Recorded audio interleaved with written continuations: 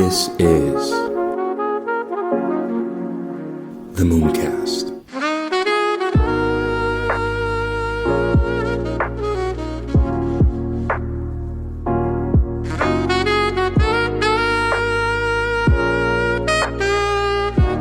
Hey bro, I'm just trolling is something that will not just challenge your perspective, but also touch your heart and soul. It's a book that defies convention, blending art and literature into a thought-provoking masterpiece.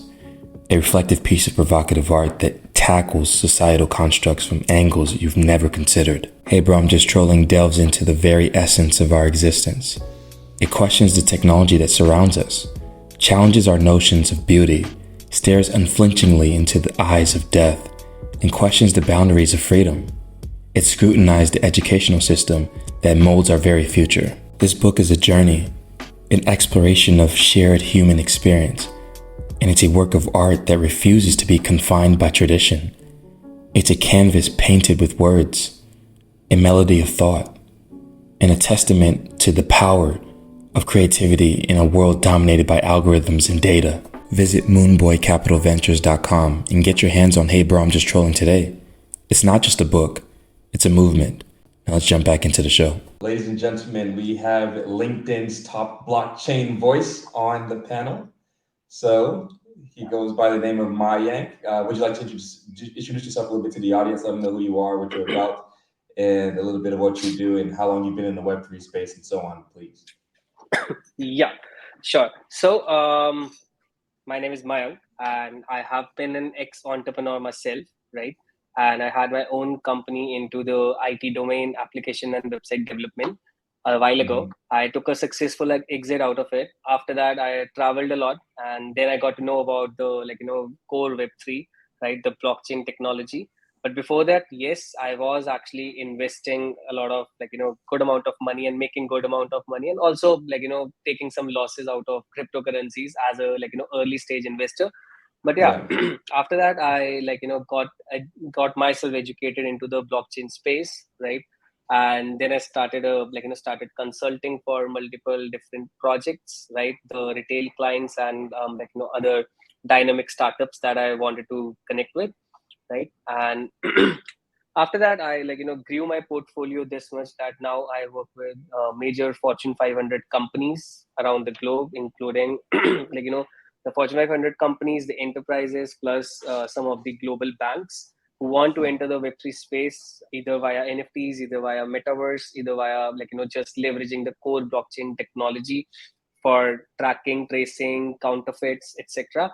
Plus, I'm also an advisor to multiple startups at the moment, helping them with their fundraising process.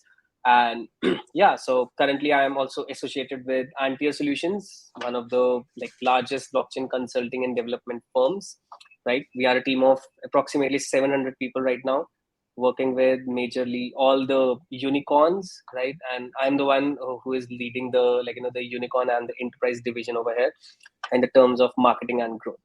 So yeah, this is me currently. Awesome. Can you talk a little bit more about the Fortune 500 companies and what you do specifically there, and what are some of the roles that you have taken on, and what are the challenges that you faced in those roles? Yeah, so majorly a lot of things have been around the fact that most of these Fortune 500 companies either are looking for the consulting and not getting involved directly with the crypto part, right? And because of certain regulations in different countries, etc., right? So latest being I can take one name right now, that is Skoda Autos. Everybody knows about the car company Skoda, right? So they launched their own Skodaverse India, right? A specific chapter to their Indian division over here, right? And we were the I actually led the whole project in the terms of from thought to the product. And you can check out anywhere on Google if you type about Skodaverse India. Everybody can see that the whole NFT collection got sold out in just a couple of hours. And the NFTs were personally curated and designed for Skoda owners, or maybe Skoda lovers, everybody who is pretty much inclined towards the Skoda culture, right? And yeah, so I mean, this is just one of the examples. Just like this, there are multiple other examples. I cannot take obviously all the names because sometimes there are strict NDAs, right? But yeah, so I can tell you one more thing, that there is this big retail, this basically consumer facing enterprise that is present worldwide, that is actually gonna enter the metaverse space pretty soon, and they are gonna launch their own metaverse for the immersive experience for their customers globally, right? And yeah, so we are also building that. I am also basically a part of that team, leading the whole initiative of the ideation, right? What all can be added to it, how AI can actually help out that metaverse, that 3D immersive experience, plus how how the blockchain is actually helping out in that specific metaverse. I cannot talk about all the details, I'm so sorry about that project. The only reason being strict NDA right now. But yeah, once the project is out there in the public, that is gonna be after a couple of months, I believe now, right? And after that, maybe I can share much more details about it. Yeah, maybe I have to bring you back on again to give a little bit Yeah. more detail. Yeah. Yeah, So yeah, in absolutely. regards to trust and credibility of this space, where do you think, how do you think we can build more trust and credibility as a whole in this space? And what are some of the things that you've faced in regards to, some of the roles that you've had, or it's been hard for maybe for you to be able to get a role because of the trust and credibility of the space? So can you just a little bit talk about where do you think we are in the landscape of trust and credibility within the space, and how it can be improved upon over the course of time? Yeah, sure. So, when we talk about the trust and credibility about this whole ecosystem as a whole, not just blockchain, but the whole ecosystem. So, currently, the only thing is that most of the, you can say about the institutions or the blockchains itself or the protocols or any project, they are majorly targeting the the chunk of people that are already in web3, and they already understand what is the what is the sort of advantage that they can get by being in this space, right? But Hmm. I believe personally, all the projects that I have been associated with and currently also am associated with, I try to always consider the fact that the trust and credibility will come once we have a mass adoption over here. Once we have that big number out there in the public, that okay, it is so easy to use that anybody who can use their own small smartphone or maybe just the regular daily life applications can also jump onto this thing. That is how we are gonna build the credibility and trust by actually seamlessly onboarding all the people out there who are right now scared and questioning the credibility of this space. So we actually need to build something for them first, and that's how I believe the credibility is gonna increase at the moment. Yeah. And because you did some marketing too as well, right? Because I looked a little bit at stuff that you've done. So what do you think some of the bottlenecks are within the marketing space, and what are the challenges that you face? How long have you been in the space? You've been in since when again? And in Web3 since late 2019, almost like Since, early 2020. Yeah. so this is your second bear market, if I'm correct, right? Yeah. So can you explain to me a little bit of some of the challenges you face in regards to the bull cycle versus the bear cycle, and how much harder it is in regards to marketing, and just some of the bottlenecks that you faced over the course of time between those bull and bear roller coaster rides? Yeah. So this is a pretty good question, to be very honest, and also Yeah. I have a very sort of a subjective answer to it, right? So I'll tell you one thing. There is one concept that I have personally seen this thing after working with approximately 15 to 16 different Fortune 500s and enterprises at the moment, including global banks, etc. Right? So what I have seen, the trend is that in every bear market there are the enterprises don't go short on their money. They actually get into the web3 space when actually there is a bear market or an opening, or a or a time, actual time when the real builders are gonna build. So the enterprise market is never I would say affected by this thing, because they are not going into the core crypto part, right? They are just building the building out certain experiences, building out certain ownership ownership programs or loyalty programs in this space in Web3, right? You're using NFTs or using just metaverses, etc., right?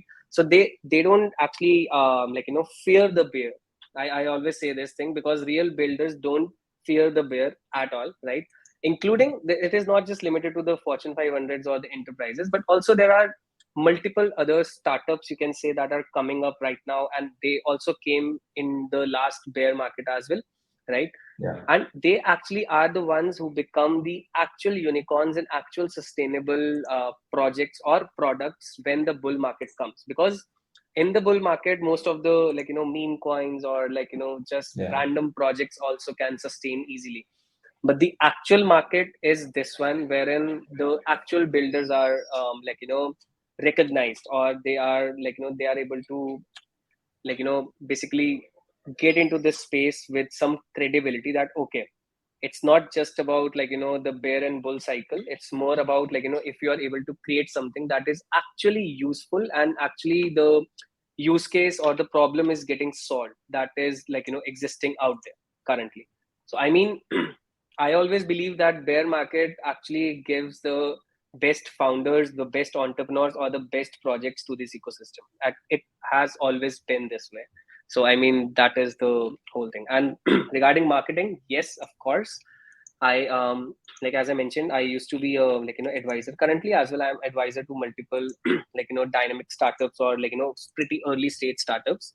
So yes, from a marketing and a business angle, for just the just for the projects that are looking to raise via tokens, over there is a super hit, right? And over there we cannot raise much money in the bear market just in exchange of the tokens or token backed funding. But yeah, some of them with great ideas and great credibility right now as well are actually booming. So I mean, it's a very subjective thing. It depends upon the the project, the problem it's trying to solve, and the background of the people associated with it. But yeah, my always the my my quotation over here in this market is always the bear, the real builders never fear the bear. So it is true. Yeah. Would you say that in regards to paying the marketers, right? What do you think? Do you think the strategy changes during the bear market? Like, are they doing more of a majority equity split instead of just paying actual fiat? Maybe they're doing like a 20% equity and 80% paying fiat or something like that. What kind of strategies are you using in regards to payments? Yeah, so it is actually true. So I'll tell you. So there are multiple things that get changed in the bear market, to be very honest, right? So even if we even if we talk about thing as as small as maybe an influencer marketing, right? So just one part of the whole marketing plan is always an influencer marketing, right? In this space, you recognize some of the influencers from maybe Twitter, from maybe YouTube, etc., right? So at that time, some of the influencers, or I may say most of the influencers, also negotiate on this part, wherein they are ready to take some part in the fiat, some part in the native token of the project, even if that token is not yet listed. But yes, the roadmap is finalized. Maybe after 3 months, 6 months, the token is gonna be listed. So it basically shows that the influencer or the KOL has some skin in the game, and they are also ready to actually risk their own fees or something, right? In exchange of just to show to the founder, just to show to the project that okay, it's all right, even if it is bear market, we are going to support you, we are going to do it for you in exchange of your token. And it also basically, I believe that should be the case in bull markets as well, that always there should be a split between the the maybe fiat currency, or maybe just stable coins like the USDT, etc., and the native token of the project, just to actually show the skin in the game. I believe that is the most important aspect that should be out there every time, even if it is bear or even if it is a bull market.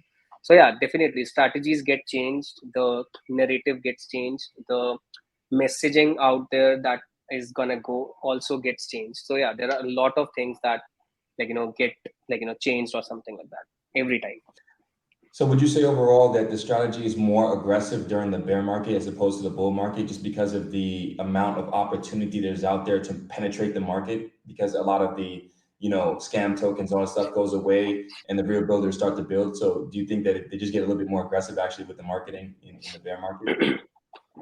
Yes, of course, because they have the best opportunity in life, because there Mhm. is the, everybody knows about the blue ocean and the red ocean strategy, right?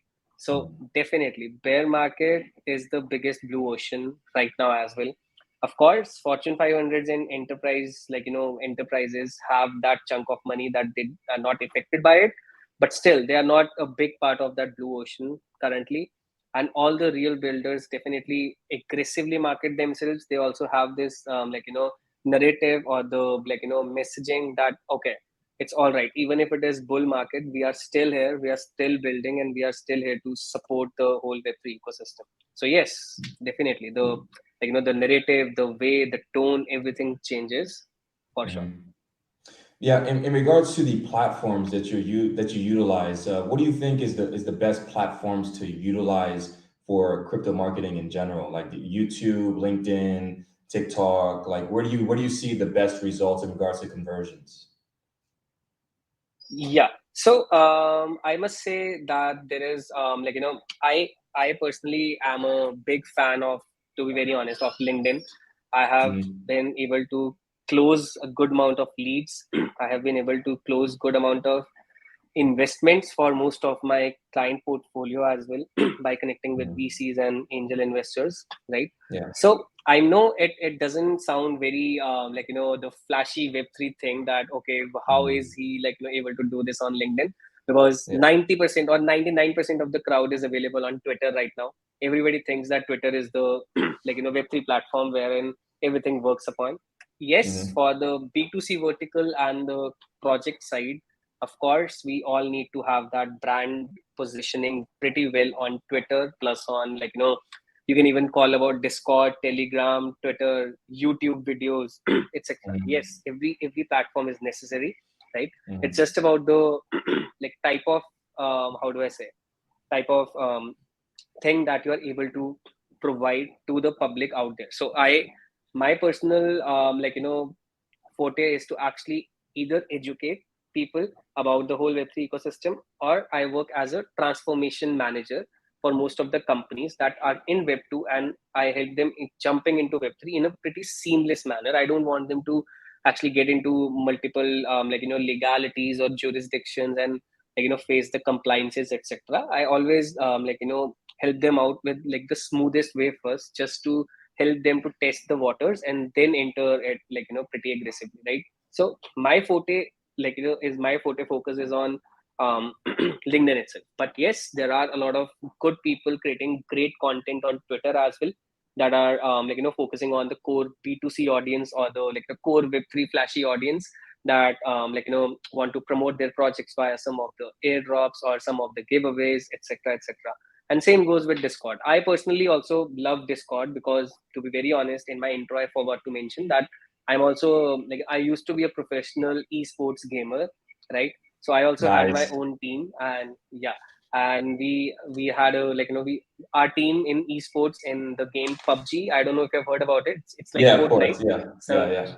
yeah, so at one point of time, our team in back in before 2019, before entering Web3, our team was actually in the top 20 of the top Asian teams for that game always. Oh So we were wow. always the, yeah, we were always the conqueror level player. So yes, Discord, I love Discord because of that game. After that, I have been stuck to Discord till now as well. I use Discord a lot, and that is how I actually connect with most of the Web3 communities as well, via Discord.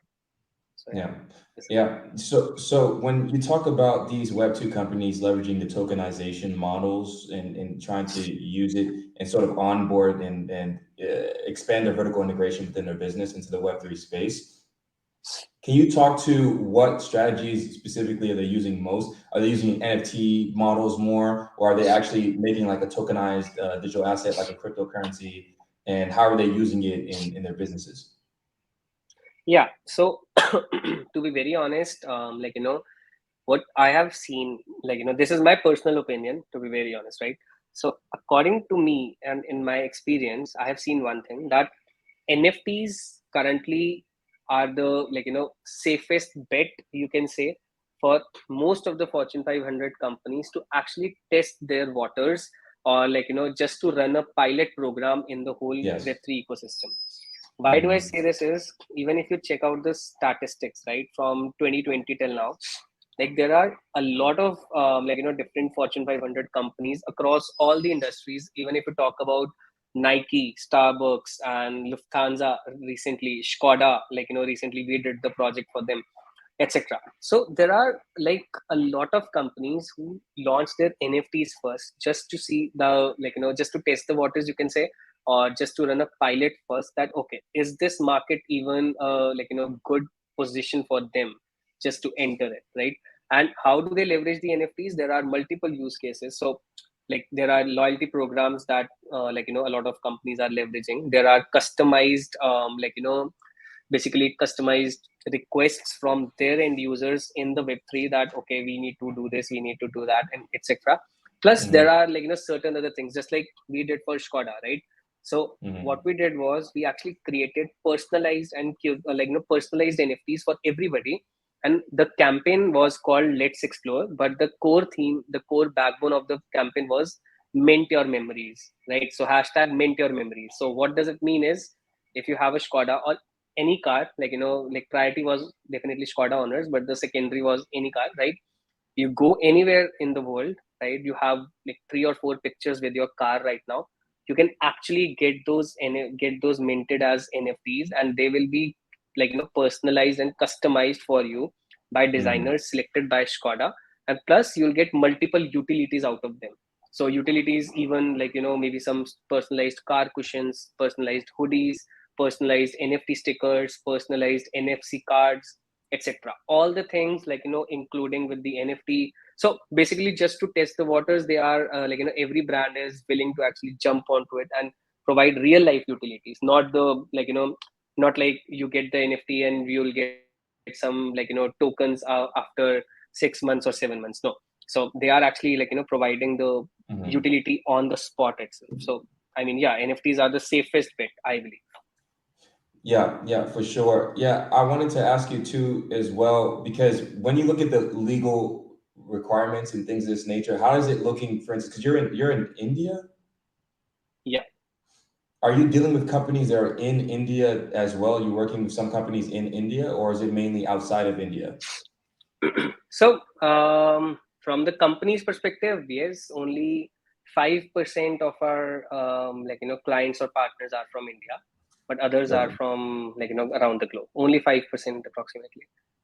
Okay. So in regards to the regulatory hurdles that you've had to face, are you basically also helping the companies in regards to regulatory guidelines and trying to make them restructure the companies in different locations that are more crypto friendly, such as like in El Salvador, or like maybe like a Dubai or Malaysia or some other country, Malta, these sorts of areas. Like how has that been in regards to working with the companies in regards to that? Because it's different. The framework is different in every situation. Yeah. So to be very honest, that is not my field of expertise to actually guide them through the legalities and the jurisdictions, etc. Right. I have good connections over here with crypto lawyers, as well as Web3 legal teams, etc. So what do I do is, if anybody asks me, I always get their contact and get them in touch with those people that are the experts of this space, right? Mhm. So yeah, so I'll be very honest, I don't have to lie over here. So Yeah. I don't actually do that stuff, because that is just outside my expertise area, you can say. I cannot guide them with that. Yeah, no, that's totally fine. We can move on to where you think the crypto marketing space will go in the next 5 years in regards to what platforms, how do you think it will be different because of the introduction of the metaverse, specifically too as well. There's different types of marketing strategies I think we'll be able to utilize as these things start to get built out and get more stable. And so I just wanted to know from your perspective, also the introduction of artificial intelligence changes a lot of things too as well. So where do you see the landscape of the crypto marketing specifically in the next 5 years? Yeah. So just to answer this question, I'll set the context. So I guess the time of the the being very flashy about the giveaways and also about the airdrops is Mhm. gonna go pretty soon, to be very honest, right? That is my personal perspective. I guess since we are actually expanding the whole Web3 ecosystem with all the things, including like, there are applications that are based on blockchain but don't use crypto, but are super easy to use for the people who are like, who are not even familiar with the blockchain technology right now, right? Yeah. So I guess when the mass adoption is coming up, right, and a lot of people from outside this Web3 bubble are like, getting into it, the like, outside the Web3 circle, right, are getting into the crypto space and every space, right? I guess the marketing tactics and the marketing strategies will also be changed in such a manner that they are relatable and relevant to people who are not from the Web3 space. Because right now, even if like, even if I talk about maybe Nike shoes, right, they don't promote their shoes the way like, we might promote an NFT or any other like Web3 project. So they might not say that, okay, you like, you should buy, if you want to buy the shoe, you have to complete all these 5-7 tasks, and then you'll be shortlisted, and then you will join the whitelist, and then you will be able to buy the shoe. No, I will just go outside, get in my car, go to the store, buy the shoe, and come back, right? So we actually have to think like that way, that how are those people thinking and those people functioning right now, and that is how we also function in day-to-day life, other than our social media channels, right? So yes, the marketing tactics and the like, all these aspects are definitely gonna change. That is for sure. And because being a marketeer, so even before Web3, even before all the like, crypto, NFT, blockchain, right, before that, I used to be a like, core B2B SaaS marketer, right? And like having my own company as well gave me that edge to actually test out my skills. So I have always been practicing just one thing, one small thing, that when I want to market anything, so even if I want to market my iPhone or something like that, right, I will not actually think it from the company's perspective, how do I want to position it. No, I would always like, get in the shoes of my ideal customer that I think is my ideal customer, and I would walk 10 miles in it, and I would think that, okay, this is how that person is gonna end up on my counter to buy the thing, right? I'm not gonna just go out there and throw my things on them that, okay, you have to get this. No, I cannot do that. I want them to come to me, right? So I mean that these things will change, these things will get enhanced, and the experience is going to get better any day pretty soon. But yeah, it will, because now authentic things are being valued more than the flashy things, and that is how the like, things should be, I mean. Yeah. And AI, the artificial intelligence, also plays a major role over here, because like I mean, like a lot of these internet platforms are actually regulating the use of AI as well, for sure, right? They're not letting people use the AI generated content and anything. But yeah, I mean, AI also will actually help out a lot of things. It is good for research. I also personally use a lot of different AI like, platforms right now just to do the research and everything. But yeah, you cannot just rely totally on it. But yeah, use it as a like, I always think that AI is your free intern. So always utilize the best resource out there. Yeah, that's a great way to put it, man, for sure. What do you think about podcasting? Because I'm as you know, I'm obviously a crypto podcaster, and I see that there's a huge gap in regards to most people are like on YouTube and stuff. So I try to focus more on podcasting because I feel like it's the best long form way to really learn, because I think people learn best through conversations.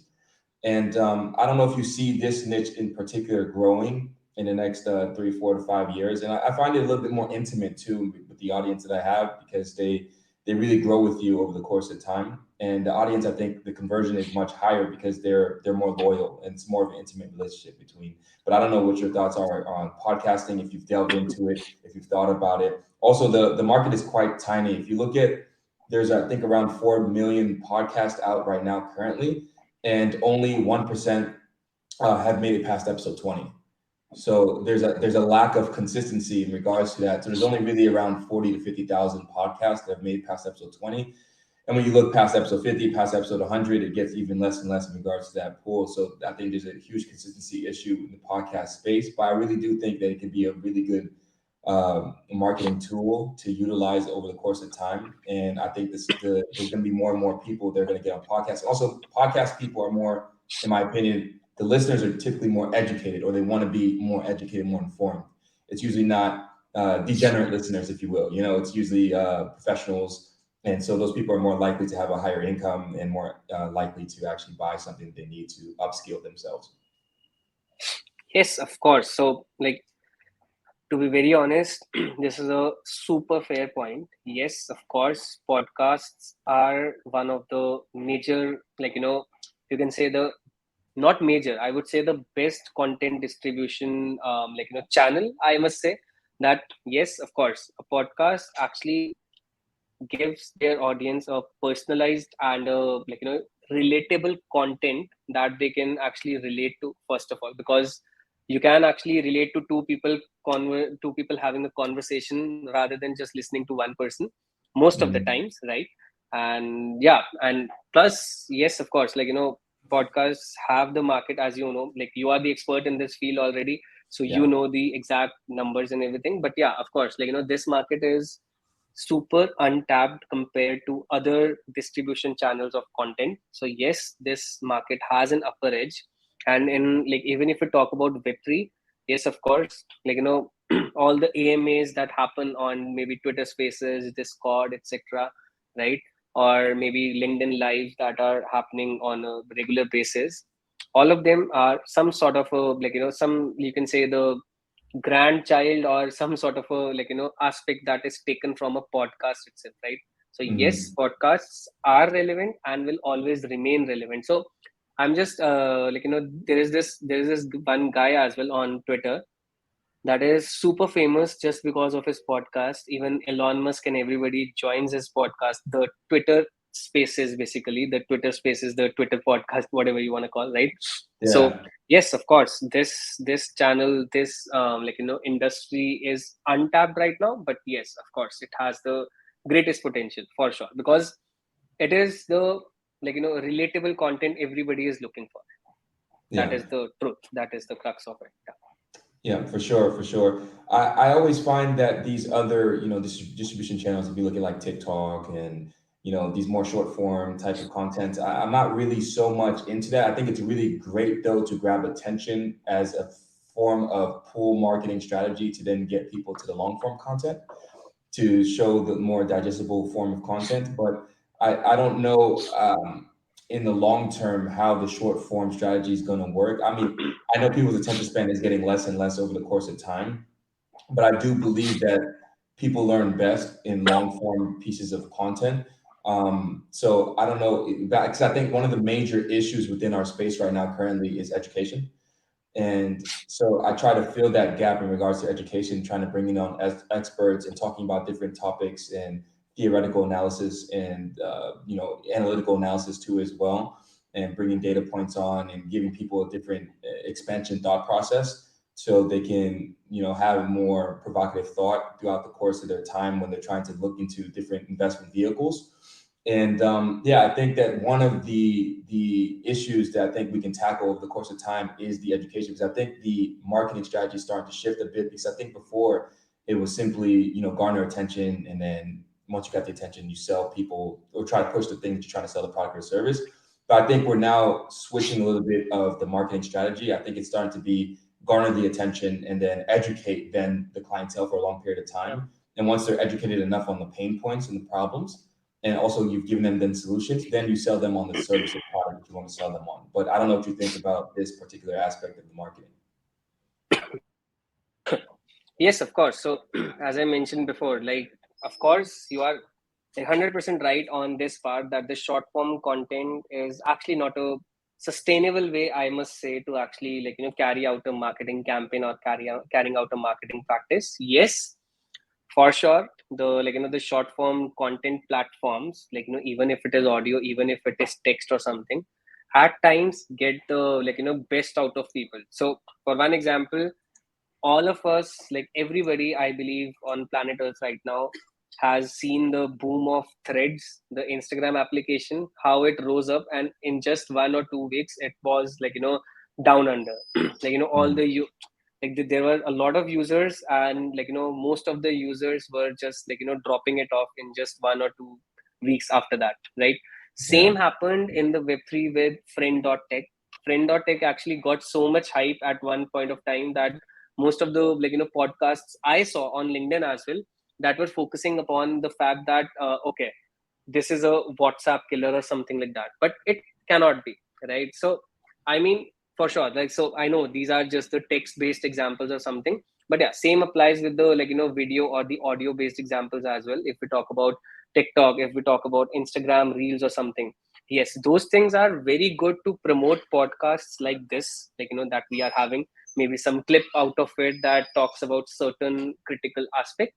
Yes, Mhm. but it should have a redirection towards a bigger thing, not just the because in just 15 or 30 seconds you cannot teach people or educate people exactly how or what you are trying to do, or what is this space trying to do, or what is it exactly that we are all trying to make out of it, right?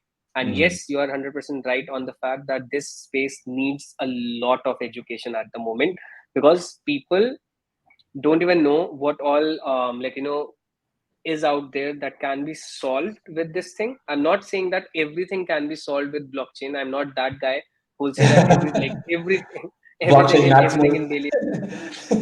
Yeah, exactly. I'm not that person, because that is not true. There are a lot of things that don't need blockchain, but people are trying to fit them in. Yeah. Yes, but yeah, there are certain things that can be made better with the with this space, but people should know about it, because people are scared right now. People should know that blockchain is a standalone concept even beyond crypto. It is not always limited to crypto, because there are a lot of misconceptions, and we all need to educate people this thing, that blockchain beyond crypto is a thing that exists. Yeah, for sure. When you look at the landscape of India specifically, what do you Yeah. see in regards to the entire public sentiment right now from the public general population? And then when you shift over then to the hierarchy, the government, what do you see in regards to how the government is looking at crypto versus how the public is looking at crypto? What is the general sentiment, would you say?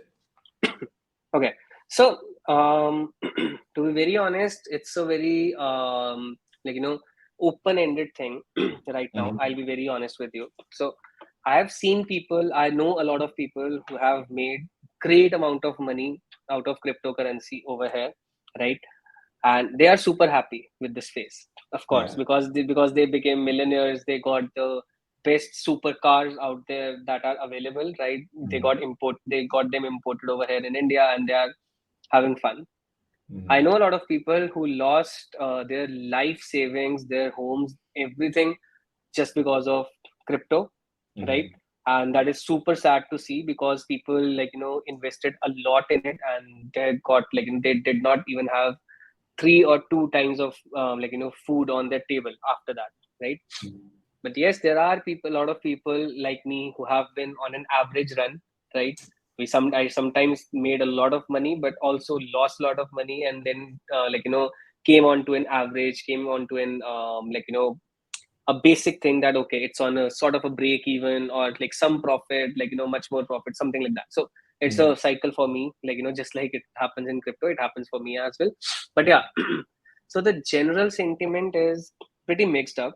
So I don't know if you have checked it out, how many number of people hold crypto in India. I guess it is more than 100 million at the moment, right? Hmm. So yes, a lot of people are holding cryptocurrencies, maybe in the cold wallets, hot wallets, or some centralized exchanges over here, something like that.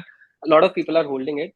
But yeah, the general sentiment is pretty open. It's still in the gray area, I must say, because there is no fixed percentage of people who are some people are full, it is basically an extremist situation right now. So Yeah. either you are a full crypto fan, crypto boy, or either Hmm. you are a hater of crypto because you lost a lot of things, right? So Yeah. the mediocre people are a few. And yes, the government, I must say, the government is working on the whole thing, right? I really appreciate the current government actually trying to recognize and bring in some sort of regulations to the whole ecosystem right now.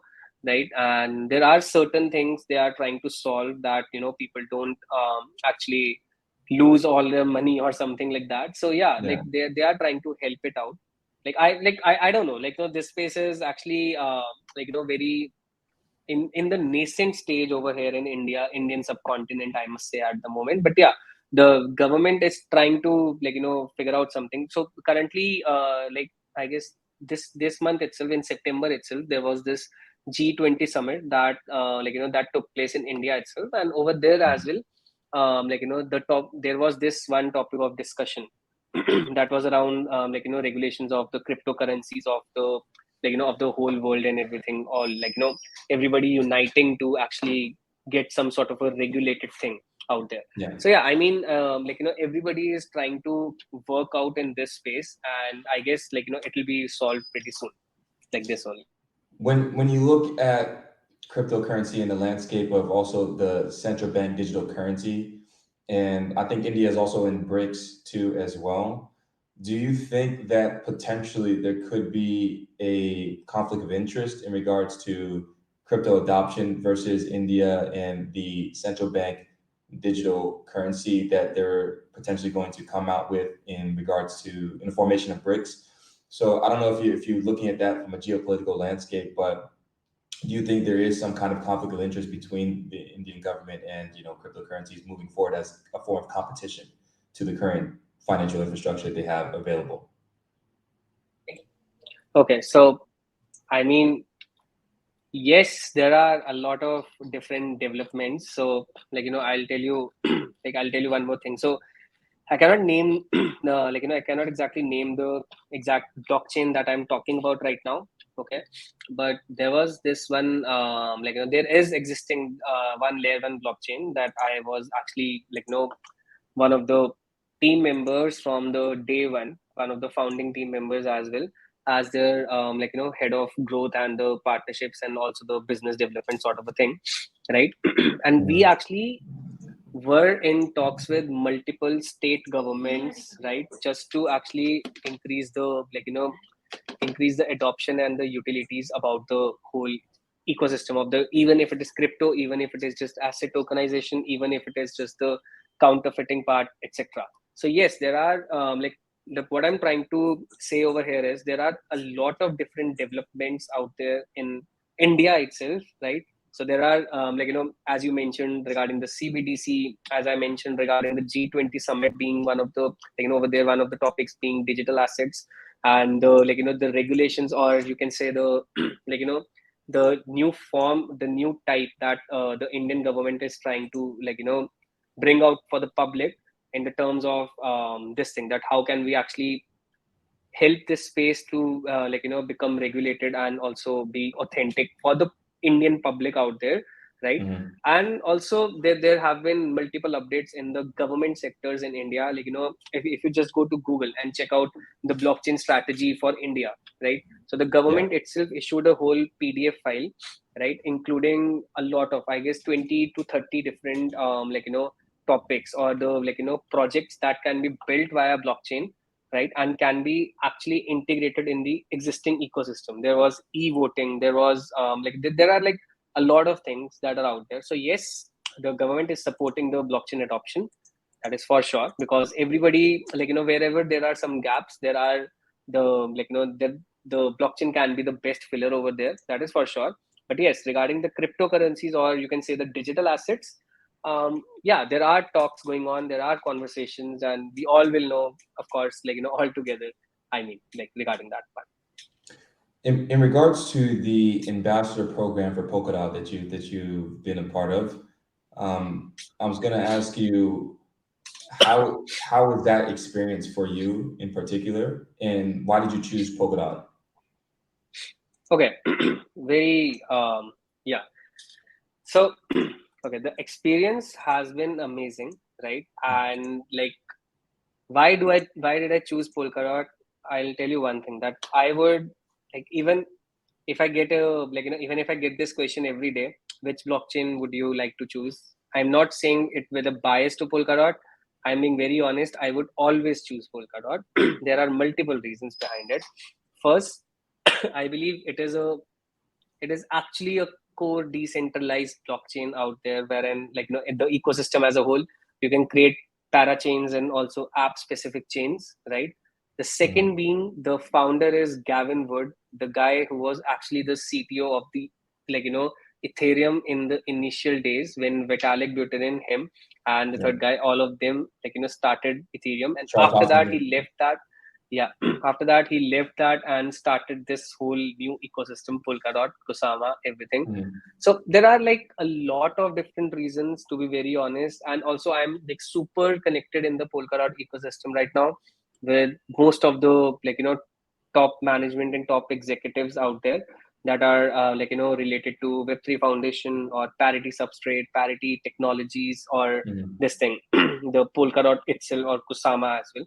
And also, to be very honest, I love the concept of Parity Substrate, the framework that Polkadot provides to create your own blockchain with the existing palettes and everything. So yeah, I mean, yes, for sure. Like, I'm pretty biased to it. It's not like I don't like other blockchains. No, it's not like that. But yeah, it's my personal, it's my personal bias, you can say, or I don't know. But yeah, Polkadot has always been my first choice. And to be very honest, my first project in the Web3 was also based in the Polkadot ecosystem. So yeah, I understand Polkadot.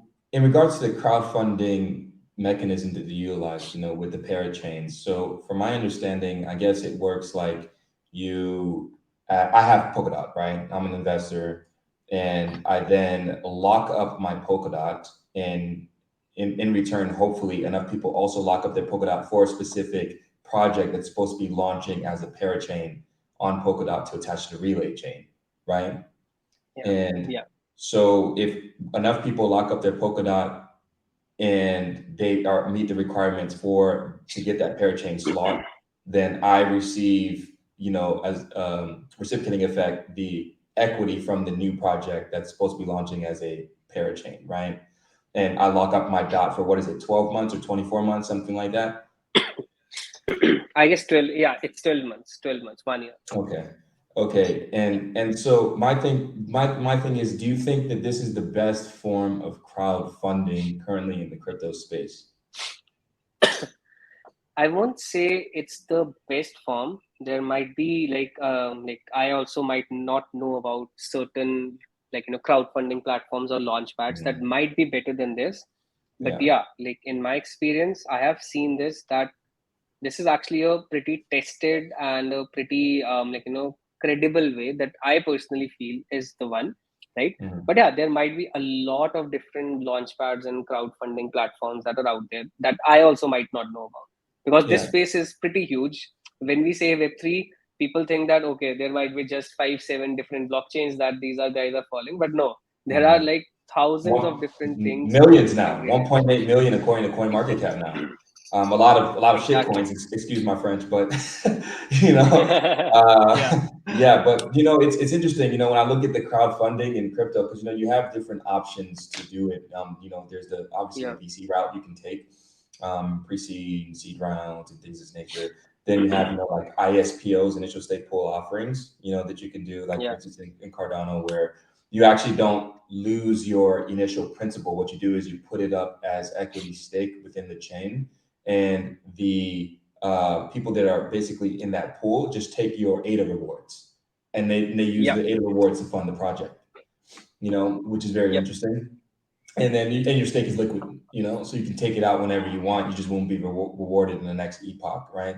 So I kind of like this, where my stake is liquid a bit. Some people may prefer, to be locked. Then you have, the Cosmos option too, as well, which is another competitor to Polkadot too, as well. When you look at their, they have the stake drop, basically, where you stake your atom, and then you receive airdrops from, projects that are launching in the IPC. And so, I look at the different forms of crowdfunding. And also, I think that in itself is an innovation in regards to the space, in regards to how people can easily crowdfund their projects to get their projects off the ground, to be able to build something of value for the community. And these community-driven sort of implementations, I think, is really cool, because, when you have the community support and backing, you already have then the users, right? So you don't need to really look for the users. You just need to then scale the users that you already have. So I think this is a new form of business that I think people haven't realized yet. but I think they will within the next 3 to 5 to 10 years. But I don't know what you think in regards to, do you think Dot, because I don't know if you're familiar a little at all with Cosmos, but Cosmos kind of does a similar thing to Dot. Yes, But I know. yeah, so I don't know, if you don't, what are the reasons why, or do you not like Cosmos, or like, do you find Cosmos also interesting, or do you think that they can both coexist in the same sort of internet of blockchains that they're trying to do? So I just want to know your thoughts on that. Yes. Yeah, so definitely I'll tell you one thing. It's not like I don't like Cosmos. No. I Mm-hmm. have a lot of I have a lot of projects that are actually based in the Cosmos ecosystem right now as well that Mm-hmm. I am working with, right? It's not like that. It's just like um as I mentioned before, my first project in the Web3 was related to the Polkadot ecosystem. And also, I have this bias towards it, just maybe because of Mr. Gavin Woods, Dr. Gavin Woods, you can say, because I Yes. have been following him since day one of, day one of his journey from Ethereum to here. And then, they're bringing new updates on a regular basis. And still, Polkadot is super relevant and everything. But yeah, of course, like Cosmos and Polkadot both can actually coexist in this space. That is for sure. Because if there is no competition, then there is no winner. And if there is no winner, if there is no intrinsic motivation to become the best, then there is no product that can actually bring in the mass adoption. That is what I feel. And because I mean, like this space right now, currently Web3 as a whole is a small chunk of people that are existing on this big planet right now, right? And you can just say out of 100 people, only 5 people know about the whole concept of Web3, even if it is blockchain, crypto, decentralization, substrate, frameworks, palettes, all the things all together, right? Yeah. So what is the use of these 5 people out of 100 who are from the Web3, right, fighting each other for the for the, you can say, for the throne, that no, I am the best blockchain, I am the best blockchain builder whatsoever, right?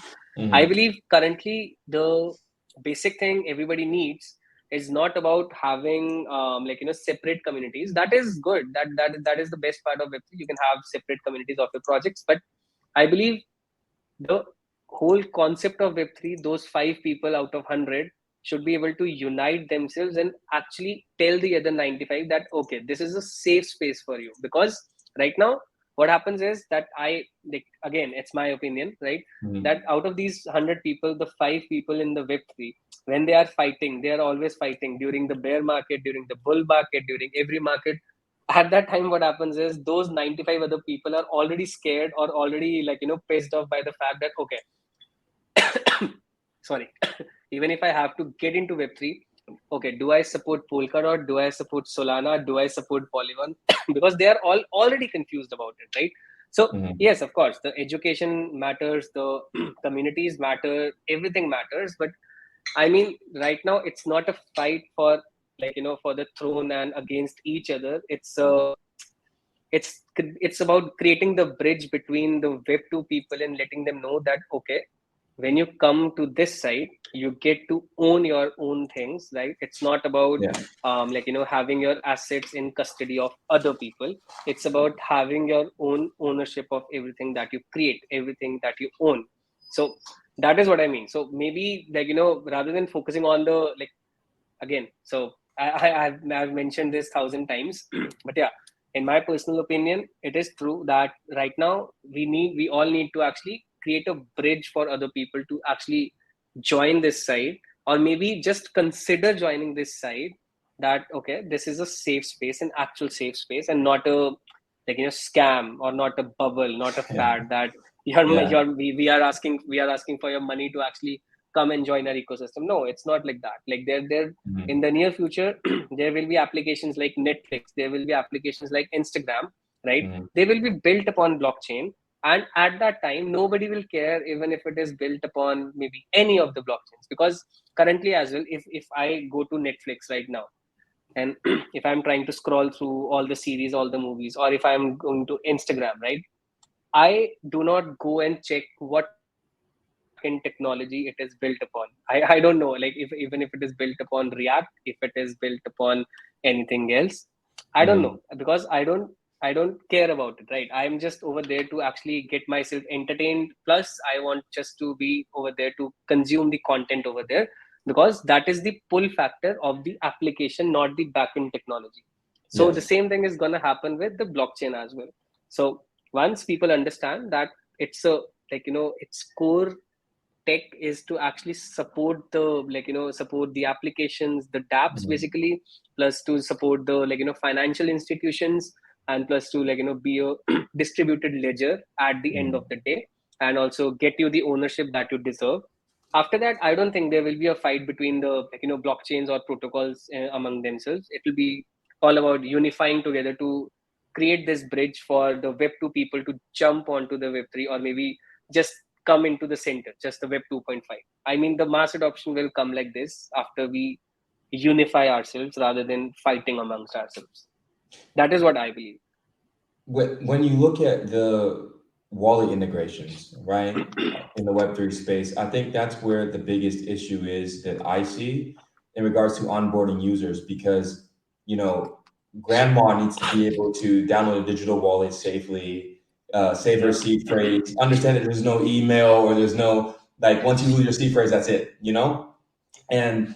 so they need to understand just those basics. And I think that one of the improvement proposals for Ethereum that I saw, I think it was EIP 4337, if I'm not mistaken, in regards to wallet improvements. And one of the things that they talked about was multi-factor authentication, where you you sort of decentralize the responsibility of owning your private wallet keys, right? So you can give one copy to, let's say, MetaMask, another copy to then your friend, and another copy for you. So you only need two out of the three to be able then to access your wallet at all times.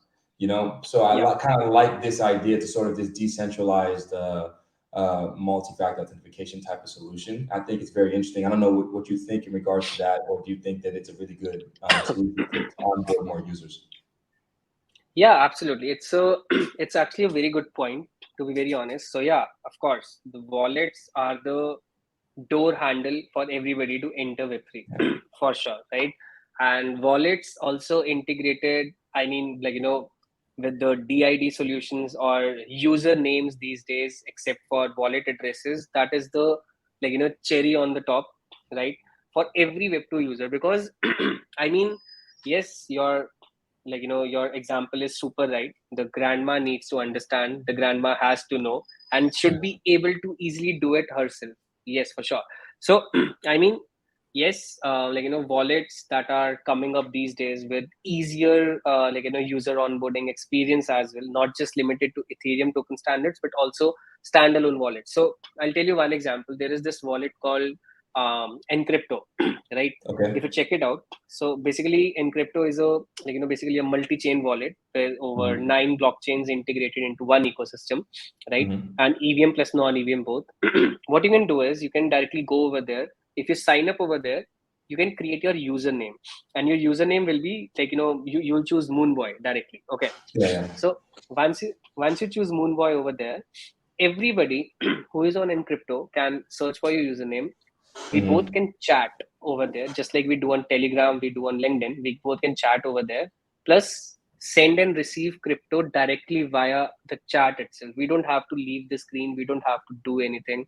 We just need to chat over there. That is the only thing, right? Mhm. And also, everything is available directly into that specific application itself already. I'm also working very closely with them. I'm not trying to promote it over here for sure. I'm just telling you the actual usage. Shameless So shell. yeah, because yeah, so because I have actually got that wallet integrated into multiple blockchain ecosystems as well that are coming up, new blockchains basically, and Mhm. they have gotten a very good response because of it, just because of the easier onboarding experience. And there is no use of there's no need of basically you sending me your wallet address on LinkedIn or Telegram. I copy it and then go to my wallet, I paste it, and then I send crypto. I take a screenshot and then I send it to you back that, okay, this is done, please confirm, did you get the payment or not. Over here, it's just like a basic Telegram or LinkedIn or WhatsApp. We are chatting, we are having fun, and then exactly I pay you crypto. I give you NFTs directly via chat. So it actually gets that user experience at a better manner and for easier for people out there who want to jump into this and don't want to deal with the alphanumeric wallet addresses that I also would never prefer to go with. So yeah, it's pretty easy, and it's also decentralized. So yeah, being decentralized and being so easy to use is a big thing right now. I mean, Yeah, no, it is really interesting. You said it's interoperable, like, or is it just EVM compatible? It's just only EVM chains currently on the wallet. no. So there are currently 9 different blockchains at the moment, EVM and non-EVM both. But by Oh the end wow. of this year, I guess the team is not. I guess I know the team will be able to actually integrate more than 25 different blockchains over there. So all So the 25 blockchains. so how does the UI? So say for instance, I have a Cardano NFT. Is it showing the NFT? Does it matter what from what chain, or do you have to like switch the chain in the UI, or just this is my wallet, these are all my NFTs, and in the back end, it's doing the bridging for you? I'll show you one thing. So can you see my screen? Yeah, yeah, I can see it. So this is this is the home screen, Mm-hmm. and over here we have all the blockchains, right? Mm-hmm. And the tokens, right? Yes. And these are the blockchains that are mentioned over here. All these are Yeah. supported, Mm-hmm. right? And after this, if you see this is my username over there, Mayank. It is written, Mm-hmm. Yes. right? If I go over here, these are my NFTs of all different standards that are Yes. mentioned according to the Mm-hmm. blockchains, right? Plus, I can go over here. This is the chatting feature. So we are using it on a regular basis, right? I can like if I go to any chat, you can see we can send and receive crypto directly over here. Wow, Plus that a is lot of amazing. projects, yeah. Plus a lot of projects that are going for ICOs, IDOs as well, have started using this instead of going for the traditional methods, because over here there is a referral link program as well that they have introduced, wherein there are next to zero gas fees, etc., for all the Mm-hmm. transactions happening through a specific referral bonus and everything. So yeah, there are multiple use cases that are being solved over here. I am just focusing on the chat and pay part, just because that thing has actually shown a immense growth. This platform actually launched in December last year, so it's not have been an year till now, but Mm-hmm. still the wallet has more than 500,000 wallets already created, new accounts already created on it, and more than 4 million transactions have been successfully completed, and the volume is beyond, I guess, 50 million or something like that. So yeah, Send the me send me that transaction. link, please, on LinkedIn.